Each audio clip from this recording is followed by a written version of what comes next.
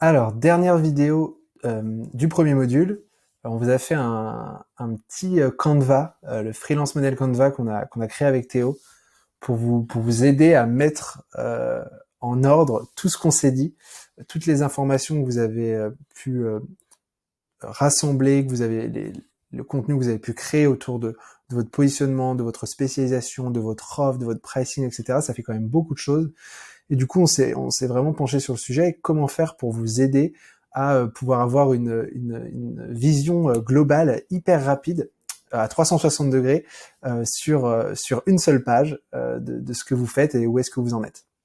Du coup, on vous a créé ce petit Canva qui va vous permettre en fait de garder le cap et de jeter un œil de temps en temps et pourquoi pas en fait d'améliorer et d'itérer certains leviers, certains piliers. Alors, je vous présente comment il fonctionne. L'idée, c'est de commencer par ma cible. Encore une fois, hein, tout part généralement de la cible. Donc, ma cible, donc encore une fois, vous allez pouvoir noter le rôle, la taille de l'entreprise dans laquelle il travaille, quelle industrie, le type de client, B2B, B2C, est-ce que c'est des produits ou des services qu'ils proposent, etc. Donc là-dessus, dans ce petit carré, vous allez pouvoir rédiger ça. Ensuite, vous allez pouvoir mettre les besoins de la cible. Donc, c'est quoi son top 3 problématiques et c'est quoi son top 3 objectifs pour que ça soit bien clair pour vous. Et en fait, si les besoins et les objectifs évoluent, vous pourrez les mettre à jour ici assez facilement.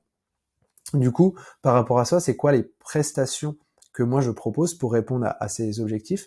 Donc, qu'est-ce que je vends concrètement au final, hein, vous allez pouvoir le mettre ici. Ensuite, ma spécialisation. Donc là, c'est un petit peu pour, encore une fois, prendre de la hauteur, c'est important. Et puis s'assurer que vous avez un discours qui soit toujours hyper cohérent. Donc, j'aide votre cible à atteindre l'objectif en faisant cette expertise-là. Donc voilà. Une fois qu'on s'est dit ça, on revient ici, mes canaux d'acquisition, c'est-à-dire que cette cible, de quelle manière est-ce que je vais pouvoir la toucher, la démarcher pour pouvoir obtenir des missions auprès d'elle. Donc, est-ce que c'est via mon site internet, est-ce que c'est via LinkedIn, de l'emailing, des événements, etc. Donc, à vous voilà, d'ajouter les différents canaux que vous allez utiliser, mais vous allez voir dans les prochains modules, on va vous expliquer lesquels sont les plus pertinents et quelles stratégies à aborder pour faire en sorte d'avoir le meilleur résultat possible. Ensuite, mes avantages compétitifs, donc toujours cool. Ça, c'est vraiment le côté, ok, par rapport au marché, par rapport aux gens qui m'entourent, comment est-ce que moi je suis unique, comment est-ce que je me différencie. Donc d'avoir 2-3 éléments à mettre ici. Enfin, mes objectifs. Alors, du coup, c'est quoi le nombre de clients mensuels idéal que j'aimerais avoir, le chiffre d'affaires que j'aimerais avoir, le temps de travail par rapport à chiffre d'affaires, le temps libre par rapport à chiffre d'affaires, parce que l'objectif, c'est pas non plus de travailler comme des acharnés 80 heures par semaine, c'est quand même d'avoir un bon équilibre. Donc, l'idée, c'est de mettre en place les objectifs et d'essayer aussi de s'assurer que ça soit cohérent. Et puis enfin, mes coûts mensuels en bas à gauche, donc c'est quoi peut-être les outils que je paye, les différents déplacements, les formations, etc.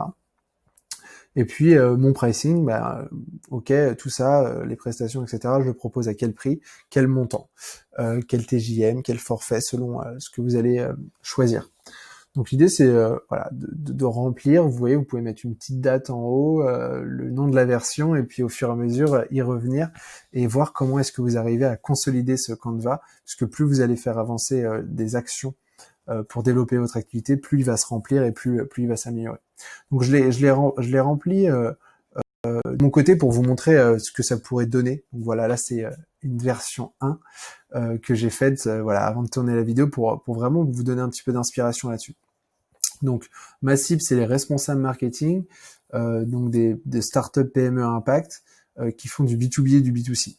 Donc voilà sur quoi moi en ce moment quelles vont être les personnes que je vais cibler avec qui je veux travailler. Ses besoins, en fait, elle a 3 problématiques aujourd'hui. Elle a pas assez de connaissances sur mon sujet de growth marketing. Elle a peu de budget pour voilà développer la croissance, etc. Puis elle a pas beaucoup de temps pour exécuter, puisque en fait ils ont des ressources limitées, pas forcément assez de personnes dans l'équipe, pas forcément assez de budget pour faire des publicités payantes, etc. Et donc ça va être ses problématiques. Et du coup, elle a 3 objectifs, c'est d'augmenter la visibilité de l'entreprise, générer plus de leads et plus de leads qualifiés, et convertir plus de leads du coup en clients. Et c'est généralement ces objectifs qui reviennent pour un respo marketing. Du coup, moi, mes prestations, c'est quoi? C'est un accompagnement en growth marketing. Donc, c'est-à-dire que je vais construire avec lui ou elle la stratégie.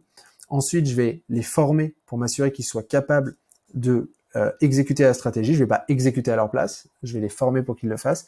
Et après, je vais être toujours présent pour leur donner des feedbacks réguliers, hyper opérationnels sur la manière dont ils exécutent, pour m'assurer qu'ils vont vers dans la bonne direction.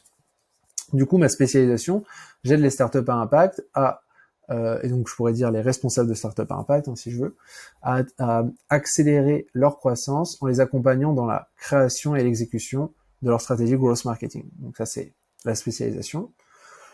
Du coup, mes canaux d'acquisition pour les toucher, c'est mon site internet, donc pierreguillot.fr. Je suis sur LinkedIn où je vais partager des conseils à travers différents posts. J'ai une newsletter qui s'appelle les petits hacks marketing et je vais à des événements où je vais même organiser des événements. Par exemple, je vais faire des workshops dans des incubateurs où il y a des startups et du coup, ça peut me permettre après de travailler avec elles. Donc là, moi, c'est mes différents canaux d'acquisition, en tout cas du moment. Mes avantages compétitifs, bah en fait, je suis spécialisé dans les boîtes à impact et c'est tout bête, mais outre le fait que bah en fait, on peut potentiellement avoir une même stratégie entre une boîte à impact et une boîte qui n'est pas à impact. En fait, il y a aussi les valeurs qui sont importantes qu'on veut dégager, qu'on veut partager à un prospect. Et du coup, quand il y a un alignement sur une vision des valeurs et qu'on croit au projet de l'autre et que l'autre le ressent, c'est très puissant. Et du coup, c'est important pour moi de le mentionner. Je suis proactif, je suis très flexible. C'est-à-dire que je peux vraiment m'adapter aux besoins du moment d'une boîte pour les aider s'ils ont un besoin.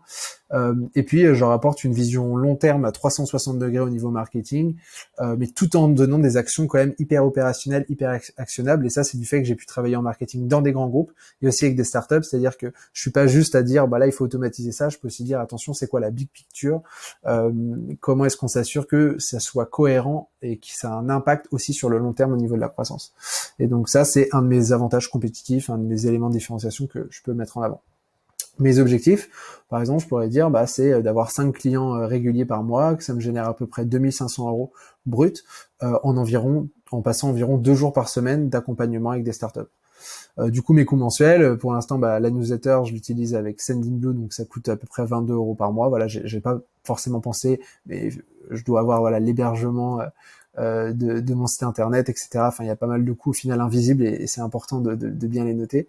Et puis mon pricing, actuellement, il est à 90 euros de l'heure. Et donc voilà. Et du coup, ça me permet en fait de bien mapper les différents leviers et piliers de ma stratégie en tant qu'indépendant, ce qui me permet de toujours avoir un œil dessus et de me dire ah il y a des choses qui ont évolué, je vais le peaufiner et ça permet encore une fois de le structurer pour soi, de clarifier pour soi et quand c'est structuré et clarifié pour soi, ça l'est pour tout le monde et c'est comme ça qu'on développe.